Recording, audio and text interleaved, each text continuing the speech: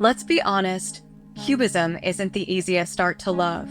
The first time you see it, you might feel confused. The jagged shapes, the distorted faces, the objects that seem to break apart. It's easy to look at a Cubist painting and think, what am I supposed to make of this? And that's understandable. At first glance, Cubism can seem a little, well, ugly. But here's the thing. Cubism isn't following the rules we're used to in art. We're used to art that feels familiar, something balanced, something beautiful. But Cubism turns that expectation on its head. It challenges you to see the world differently. One of the toughest parts of Cubism is that it doesn't give you a single, clear image. Instead, it shows you multiple angles and perspectives all at once, like seeing every side of an object at the same time. That can be disorienting because, well, that's not how we normally see things. Take Picasso's Les Demoiselles d'Avignon, for example. The women in this painting are broken into sharp angles, their faces like puzzle pieces that don't quite fit together. It feels strange, almost uncomfortable, because it's not what we expect. And that's the point. It forces you to stop and think, what am I really looking at here? Cubism isn't trying to be beautiful in the traditional sense. Picasso and Braque weren't aiming to create something pretty. They wanted to challenge you. They wanted to make you think. They wanted art to push boundaries, to be something more than just nice to look at. And that's exactly why Cubism matters. It's not supposed to be easy. It's meant to push you out of your comfort zone and get you to see things from a whole new angle. And once you let go of the expectation that Cubism needs to fit the mold of traditional beauty, you start to see its real value.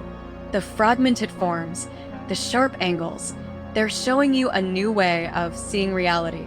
Cubism teaches us that life isn't always straightforward. It's complex, it's layered, it's full of contradictions, just like a Cubist painting. Picasso and Braque were telling us, this is how the world really looks, broken, complex, and unpredictable. So, yes, Cubism can be tough to love at first, but maybe that's exactly what makes it so powerful. Once you look past the jagged edges and unusual forms, you start to see something deeper, something more honest, more real about our world. To really understand Cubism, we need to dive into the chaotic, rapidly changing world of the early 20th century. It was a time of massive upheaval. Industries were booming, politics were shifting, and new technologies were reshaping everyday life. For artists, this created a sense of uncertainty and excitement. Old ways of thinking were breaking down, and the future felt wide open, but also unstable. One of the biggest changes came with the rise of modern technology. The invention of the airplane, the telephone, and mass media connected the world in ways that were unimaginable just a few decades earlier. People could suddenly experience multiple perspectives at once, seeing landscapes from the sky or hearing voices from across the globe. This fractured, fast-paced reality seeped into Cubism, where objects were no longer seen from just one angle, but from many perspectives all at once. Europe, too, was on the brink of political catastrophe. The buildup to World War I brought a sense of dread and instability. Old empires were crumbling, alliances were shifting, and nationalist tensions were at an all-time high. The sense that the world was coming apart at the seams is something you can see in the art of the time, particularly in Cubism. Picasso and Braque weren't creating art that soothed or reassured. Their fragmented, disjointed works mirrored the instability of the world they were living in. At the same time, Cubism was influenced by a growing interest in non-Western art. Picasso, in particular, was inspired by African masks and sculptures, which used geometric shapes and abstraction to depict the human form. This influence broke away from Western ideals of realism and perfection. You can see this clearly in Cubist works, where faces and objects are reduced to their essential forms, often strange, angular, and far from what Western audiences were used to. It wasn't just a break from the past, but a rebellion against the Western dominance in the art world. Cubism, then, wasn't just about abstraction for abstraction's sake. It was an attempt to capture a world that was becoming increasingly complex, fast-moving, and fragmented. Traditional art, with its focus on a singular perspective and polished beauty, no longer felt like it could represent modern life. Picasso and Braque were searching for new ways to reflect the chaos, the multiple viewpoints, and the uncertainty of their times. They were responding to a world that felt disjointed, and in their art, they embraced that disjointedness. Understanding this historical context helps us see Cubism as more than just an abstract, chaotic style. It was born out of a world that was changing rapidly, one where nothing was straightforward and everything seemed to be in flux. Now that we've explored the chaotic world that gave rise to Cubism, let's break down what makes this art so distinct. What exactly sets Cubism apart from everything that came before it? What are the features that define this radical movement? At its core, Cubism is about breaking objects apart and showing them from every possible angle, all at once. It's like the artist isn't satisfied with just one view of an object. They want you to see every side, every corner, every hidden angle, but instead of walking around it, you're seeing it all flattened onto the canvas. It feels almost like a puzzle, pieces of reality cut up and reassembled in new, surprising ways. For example, picture a guitar. In a traditional painting, you'd see it from one angle, front, side, or back.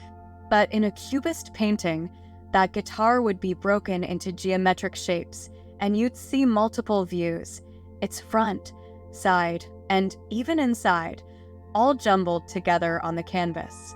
It's like the artist disassembled the guitar and then laid all the parts out for you to see, forcing you to think about how it fits together.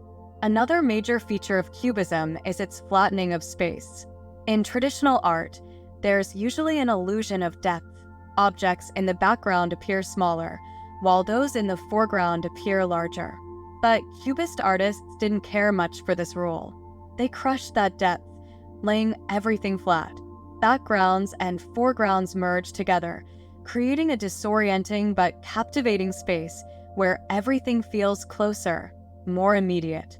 In its early days, Cubism had a muted, earthy color palette, grays, browns, and dull greens. This phase, known as analytic Cubism, focused on structure and form rather than color.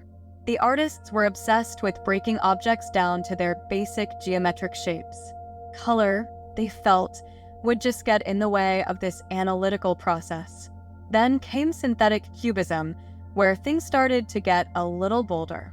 Color made a comeback, and artists began incorporating everyday materials like newspaper, wallpaper, and even bits of fabric into their work. This gave Cubist pieces a kind of collage-like feel.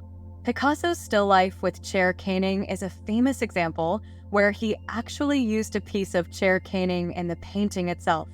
It blurred the lines between art and reality, challenging the idea of what a painting could be. What's truly radical about Cubism is how it forces us to reconsider how we see the world. We're so used to seeing things from one fixed angle, but Cubism reminds us that reality is so much more than that. It's not just about what's right in front of us, it's about the whole picture. Cubism reveals that the world is complex, layered, and full of perspectives we don't always notice. So, how do you even start to appreciate Cubism, especially when it can feel so chaotic and confusing? The key is to stop looking for the traditional kind of beauty that we expect from art. Instead, try to focus on what Cubism is really about: perspective, form, and the complexity of reality. First off, Give yourself permission to not get it right away. Cubism was never meant to be simple or instantly clear. It's not about showing you a perfect, pretty picture. It's about giving you a deeper look at the world by showing multiple perspectives at once, literally and figuratively. When you're standing in front of a Cubist painting, let your eyes wander across the canvas. Don't search for a whole image. Instead, look at how the shapes and angles interact with each other. It's almost like you're seeing the object broken apart, as if each piece is a part of a bigger puzzle. The more you look, the more these fragments start to connect, and suddenly, that chaotic jumble might start to make sense. Let's take everything we've talked about so far and apply it to a real piece of art, one of Picasso's most famous works, Guernica. Painted in 1937, Guernica depicts the horrors of war, specifically the bombing of the town of Guernica during the Spanish Civil War. It's massive, not just in size, but in its emotional impact. At first glance, Guernica feels overwhelming. There's so much going on, a chaotic mix of distorted figures, animals, and fragmented shapes. But let's use some of the tools we've discussed to break it down. First, look at the fragmentation. Just like in other Cubist works, Picasso uses shattered forms to tell the story. The figures are disjointed, almost as if they've been torn apart, which mirrors the violence and destruction of war itself. Take the iconic image of the horse in the center of the painting. Its body is twisted and broken, its mouth open in agony. The fragmentation isn't just a stylistic choice. It's Picasso's way of making us feel the chaos and horror of war. Now, notice the multiple perspectives. Picasso doesn't show the scene from a single viewpoint.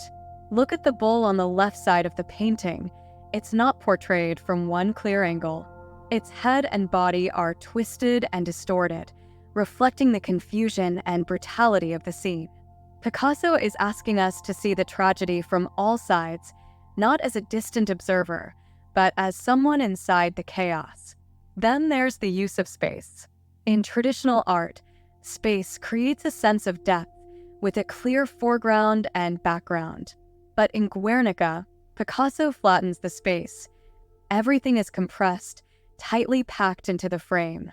There's nowhere to escape, no relief from the violence. This claustrophobic sense of space amplifies the feeling of being trapped in the nightmare of war. Finally, think about the emotion. Even though the forms are abstract and distorted, they convey intense emotion. Look at the mother on the left, holding her dead child. Her face is twisted in agony, and even though Picasso's style is far from realistic, the raw emotion hits you hard. The abstraction doesn't distance you from the pain, it pulls you deeper into it. Now, let's pause for a moment and think about how this same subject might be portrayed in more traditional art. Take Rubens' The Massacre of the Innocents.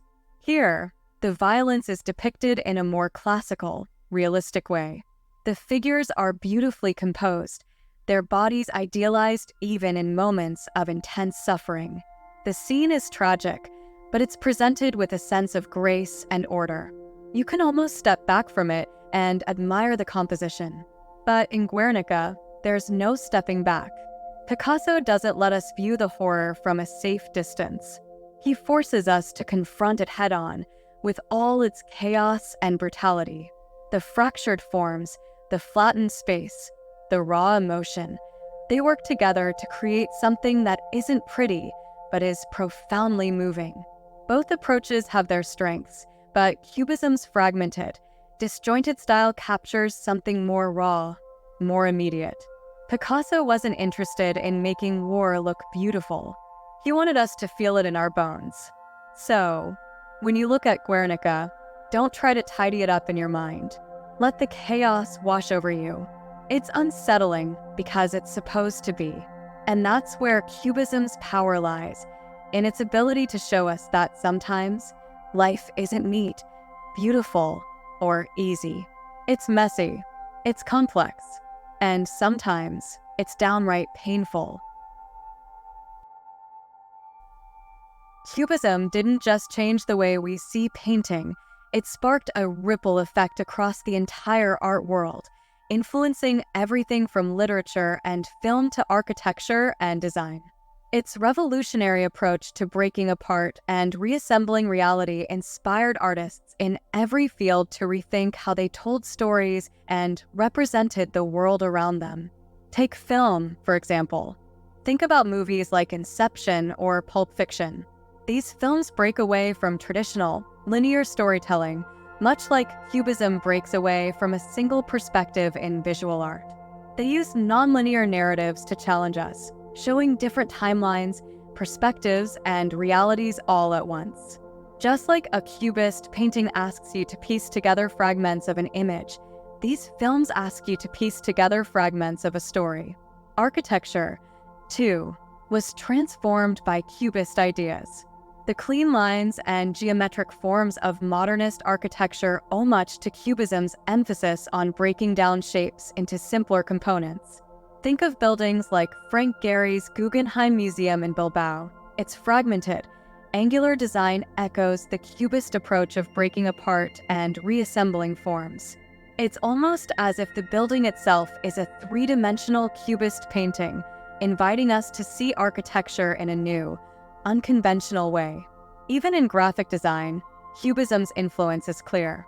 Designers today use overlapping shapes, fragmented perspectives, and bold forms in everything from logos to packaging. This approach brings a sense of modernity and depth, challenging our traditional expectations of clean, straightforward design. And let's not forget modern media. Social media, with its fragmented, layered presentation of content, images, text, videos, often viewed simultaneously across multiple screens, mirrors the Cubist approach to layering perspectives and realities. We live in a world where we're constantly consuming multiple narratives at once, much like Cubism asks us to see multiple viewpoints in one glance. In many ways, Cubism was ahead of its time. Its influence continues to shape the way we think about art, storytelling, and design today. So now that we've explored Cubism from every angle, its history, its features, its influence, it's clear that this movement is more than just an abstract, chaotic mess. Cubism is about shaking things up, challenging the way we see the world. It broke the rules of traditional art and invited us to see reality as layered, complex, and fragmented, just like life itself. At first glance, Cubism can feel confusing or even unattractive. But that's because it's asking you to look deeper, to embrace a new kind of beauty, one that's not about perfection, but about perspective. It's not just breaking things apart for the sake of it. It's about giving you more, showing you different sides of the world, all at once.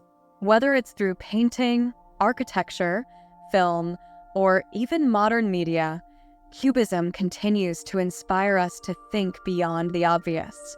It's a movement that's still relevant today, encouraging us to rethink the way we process information, tell stories, and create art. So next time you see a Cubist painting, take a moment. Look past the jagged edges and broken shapes. Let it challenge you. You might just discover that behind all that complexity lies a unique kind of beauty and a truth that feels more real than you expected. And hey, if you enjoyed this video, don't forget to subscribe and drop a comment below. What's your take on Cubism? Let's keep the conversation going.